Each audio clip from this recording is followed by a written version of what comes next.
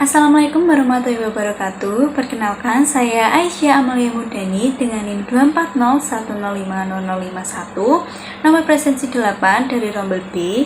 Pada kesempatan kali ini, saya akan menjelaskan atau mempresentasikan sedikit mengenai artikel penelitian yang telah saya lakukan sebelumnya, yang berjudul Strategi Reward dan Punishment di Sinta Bimbel, Pandangan Pemilik Bimbel mengenai Teori Behavioristik dan Pembentukan Disiplin Belajar. Tugas ini dilakukan untuk memenuhi tugas mata kuliah ilmu pendidikan yang diampu oleh Ibu Atip Nurharini, Sarjana Pendidikan, Magister Pendidikan. Awalnya saya tertarik karena saya itu sering melihat bagaimana guru-guru di bimbel kecil di desa itu mampu membuat anak-anaknya semangat belajar tanpa teknologi canggih, tanpa ruang kelas yang mewah, dan hanya dengan pujian, bintang kecil, dan teguran yang penuh kasih sayang. Dan terbesit di pikiran saya bahwa apakah teori behavioristik yang lahir puluhan tahun lalu itu masih bisa efektif pada hari ini.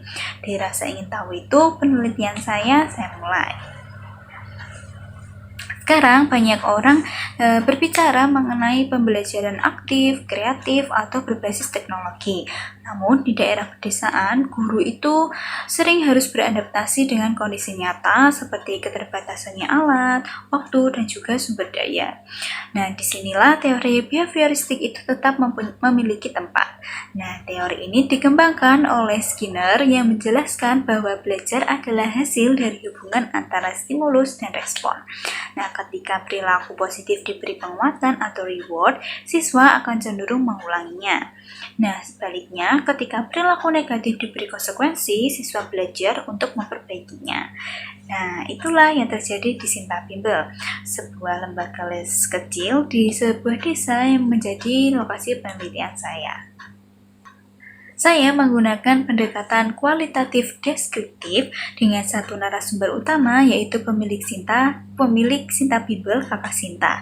Prosesnya melibatkan wawancara mendalam, pencatatan verbatim, dan konfirmasi ulang agar data yang saya peroleh benar-benar akurat.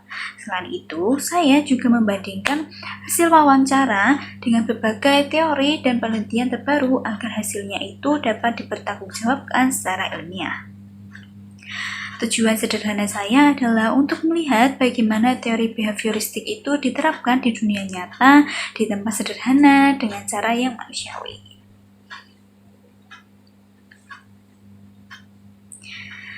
Dari hasil wawancara saya menemukan 6 poin utama tentang bagaimana teori behavioristik ini diterapkan di Sinta Bimbel. Yang pertama, pemahaman teori behavioristik. Pemilik bimbel memahami belajar sebagai perubahan perilaku yang dapat diamati.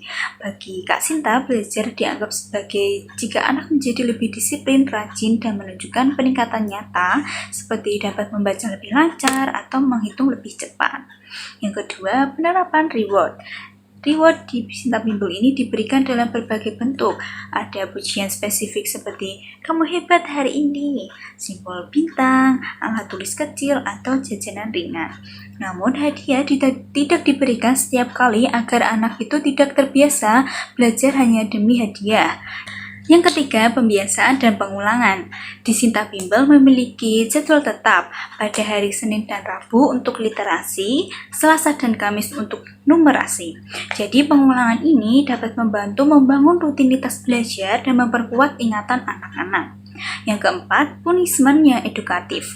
Punishment yang digunakan sangat ringan dan tidak bersifat menakut-nakuti, hanya sebagai teguran lembut dan pengurangan waktu belajar atau ajakan untuk memperbaiki kesalahan. Tujuannya bukan untuk menghukum, tetapi mendidik agar anak itu belajar bertanggung jawab. Yang kelima, kendala yang dihadapi.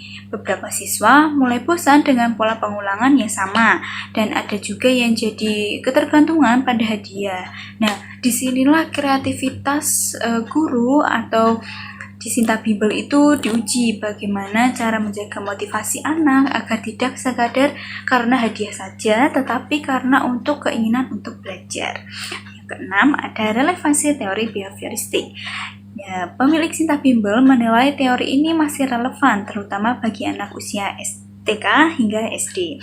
Namun untuk pembelajaran yang lebih kompleks, teori ini sebaiknya digabungkan dengan pendekatan kognitif dan konstruktivistik agar siswa itu tidak hanya patuh tapi juga paham berpikir mandiri. Nah, di artikel saya ada diagram yang menggambarkan proporsi penerapan teori behavioristik di Sinta People ini. Jadi dari diagram ini bisa kita lihat bahwa reward atau penguatan positif menjadi aspek yang paling dominan, yaitu 25 dari keseluruhan praktik. Artinya, strategi motivasi dengan hadiah dan pujian menjadi kunci utama untuk pembelajaran.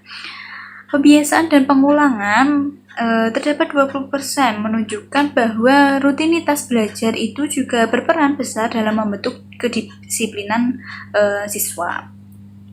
Punishment ringan dan motivasi belajar terdapat 15%, yaitu menunjukkan keseimbangan antara memberi konsekuensi dan menumbuhkan dorongan belajar.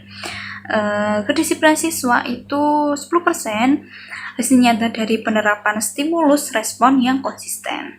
Lalu untuk kendala penerapan dan relevansi teori juga muncul 10 dan 5%, menggambarkan walaupun teori ini itu efektif, tapi perlu juga penyesuaian agar tidak membuat siswa itu bosan atau tergantung pada hadiah.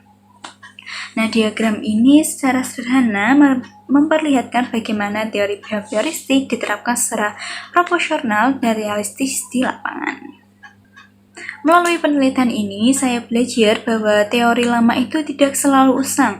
Justru teori behavioristik menjadi dasar penting untuk membangun kedisiplinan dan kebiasaan belajar, terutama di lingkungan yang sederhana seperti desa. Namun, saya juga menemukan bahwa reward yang berlebihan itu bisa menurunkan motivasi dari dalam diri. Karena itu, pendekatan yang lebih seimbang diperlukan. Misalnya, pemberian penguatan atas usaha bukan hanya hasil akhir. Nah, dengan cara itu anak-anak akan belajar untuk menghargai proses, bukan sekadar mengejar hadiahnya saja. Dan menariknya, hubungan guru dan siswa di Sinta People ini terasa sangat hangat, di mana reward di sana itu bukan hanya sekadar hadiah, tetapi bentuk kasih sayang dan juga pengakuan yang menumbuhkan kepercayaan diri anak-anak. Dapat ditarik kesimpulan bahwa penerapan teori behavioristik di Sinta People ini terbukti efektif dalam membentuk disiplin dan kebiasaan belajar, di mana teori ini masih sangat relevan selama diterapkan dengan bijak, penuh empati, dan disesuaikan dengan konteks sosial anak. Saya percaya bahwa pendidikan bukan hanya tentang teori atau metode, tetapi tentang bagaimana kita, para calon pendidik, memahami manusia di balik proses belajar itu sendiri.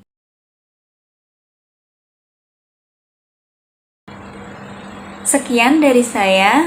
Mohon maaf apabila ada kesalahan kata ataupun penyebutan. Terima kasih. Wassalamualaikum warahmatullahi wabarakatuh.